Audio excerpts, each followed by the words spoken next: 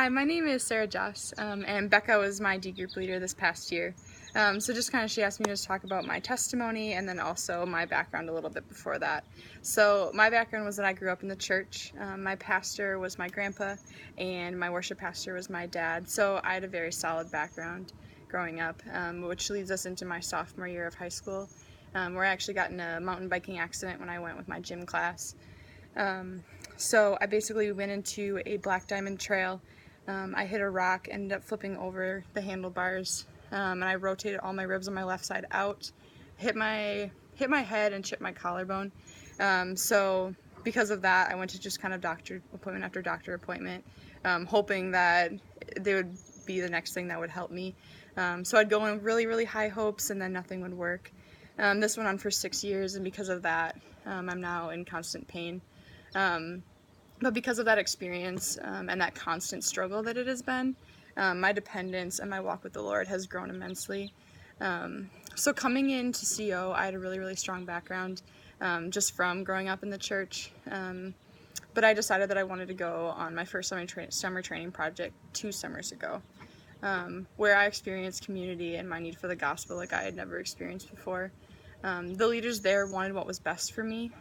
They came alongside me and they met me where I was at and wanted to help me grow.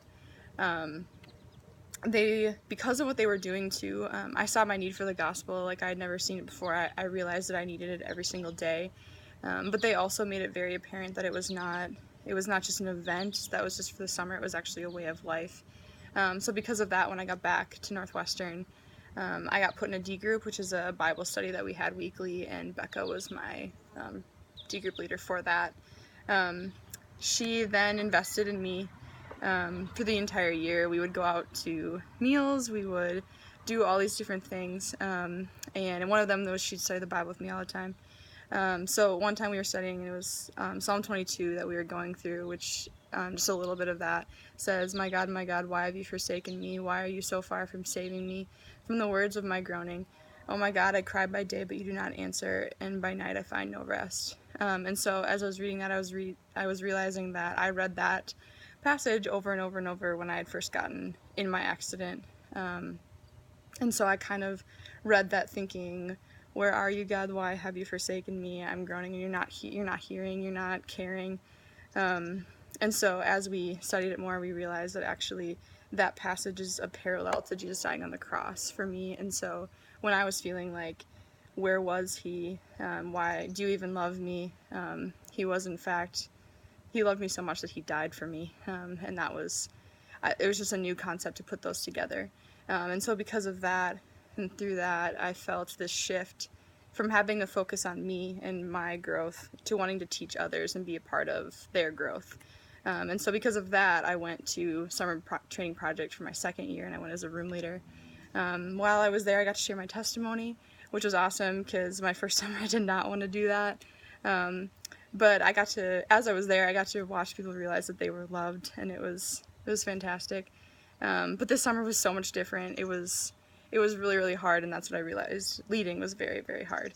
But Beka called all summer with encouragements for me to make it through.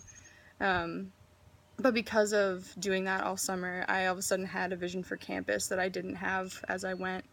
I now saw the value of doing life with people, whereas before I think I viewed it as this is ministry time, this is eating time, this is whatever, and now I viewed it as a way of life.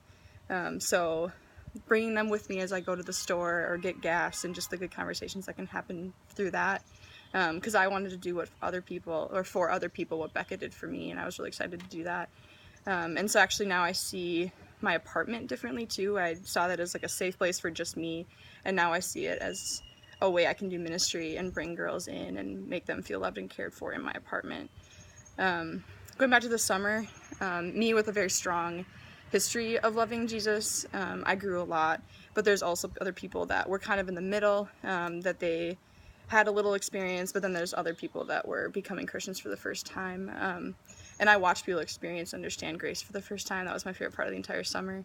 In fact, 10 out of the 100 students became Christians for the first time this summer. And most of them were from Christian schools, so it was great to see that. campus outreach, it provides a structure for growth and someone to come alongside you wherever you are in that process, whether you be on one spectrum or the other, and then to also love you through it and to meet you where you're at. Like I said, leadership is really hard, but I'm so grateful for Beka and that she invested in me, because I needed her so much last year, but that she's also now willing to step out in faith and be on the campus. And I'm just one life. Who knows what God will do through her this year.